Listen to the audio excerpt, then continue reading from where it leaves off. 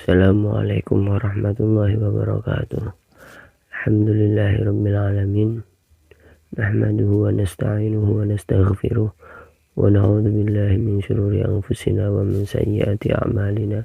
May yahdihillahu fala mudilla lahu wa may yudlil fala hadiya lahu. Asyhadu an la ilaha illallah wahdahu la syarika lahu wa asyhadu anna Muhammadan 'abduhu wa rasuluhu la nabiyya ba'dahu. Alhamdulillahirabbil alamin. Mari kita panjatkan puji syukur kehadirat Allah Subhanahu wa taala, di mana Allah telah memberikan nikmat berupa keimanan, keislaman dan kesehatan kepada kita semua, sehingga kita masih bisa dikumpulkan dalam kajian sore ini dengan keadaan tidak kurang suatu apapun. Sholawat dan salam tak lupa kita aturkan kepada Nabi kita, Nabi Muhammad Sallallahu Alaihi Wasallam. Semoga kita mendapatkan syafaatnya kelak di yaumul qiyamah nanti. Allahumma amin. Alhamdulillahirabbil alamin. Sore ini kita lanjutkan kajian kita tentang kitab Ta'lim Muta'alim, di mana kemarin telah sampai pada bab keutamaan ilmu. Sedikit mengulas yang kemarin, bahwa ilmu pengetahuan itu penting dimiliki oleh umat manusia.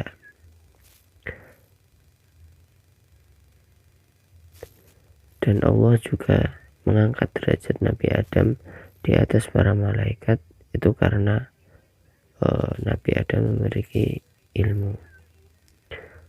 Seperti itu.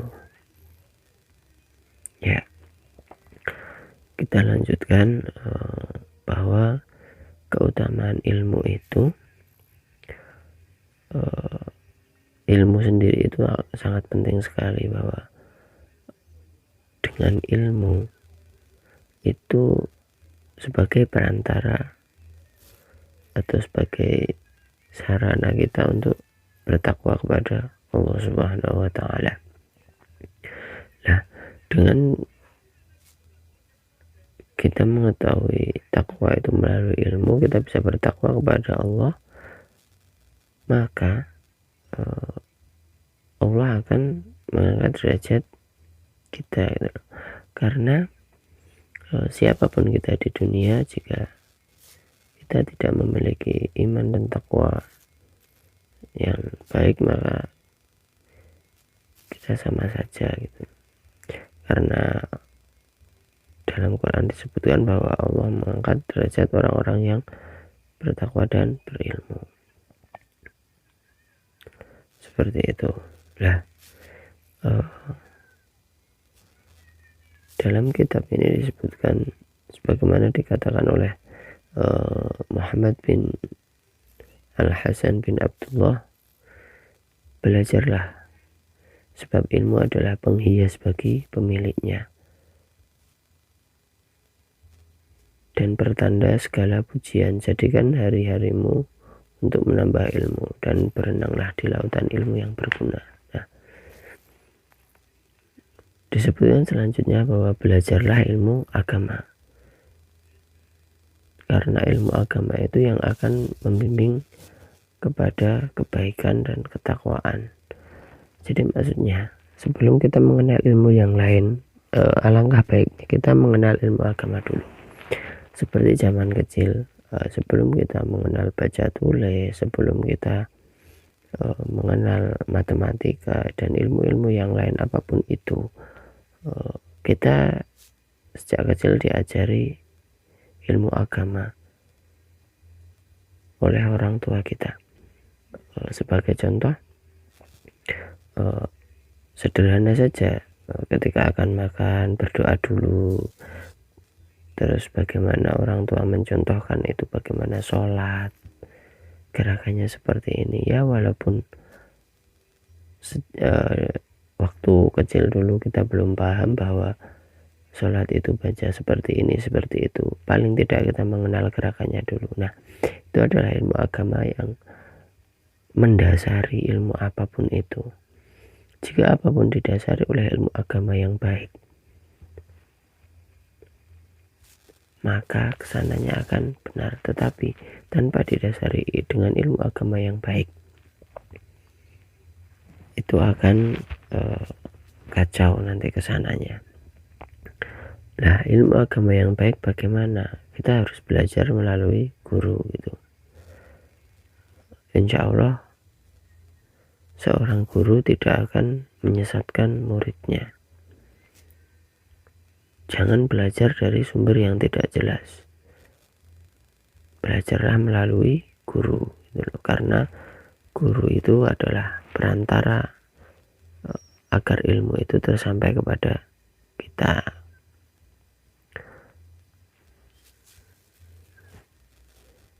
Itu keutamaan ilmu. Makanya ilmu agama itu didahulukan terlebih dahulu sebelum ilmu-ilmu yang lain. Belajar ilmu lain juga penting, tetapi jika ilmu yang lain itu tidak didasari oleh ilmu agama, maka akan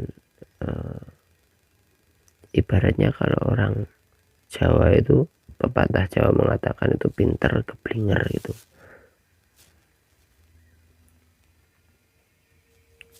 Orang yang pintar tanpa didasari ilmu agama yang baik akan keblinger. Maksudnya keblinger itu dia akan terlena dengan ilmu itu. Dia baru belajar ilmu sedikit tapi sudah sombongnya minta ampun, seakan-akan dia sudah tahu segala hal gitu. Padahal jika orang itu makin belajar, makin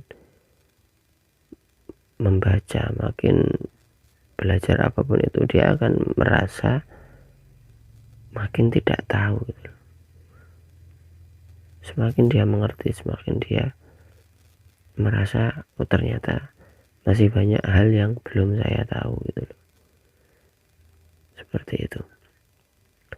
Nah, di kitab Talim disebutkan, maka dari itu orang yang ahli ilmu agama itu lebih berat bagi setan daripada menggoda 1000 ahli ibadah tetapi bodoh. Jadi satu ahli ibadah yang bodoh 1000 ahli ibadah yang bodoh, 1000 ahli ibadah yang bodoh itu tidak ada apa-apanya bagi setan untuk menggodanya. Tetapi satu orang yang alim itu akan lebih berat gitu loh. Bahkan ada yang mengatakan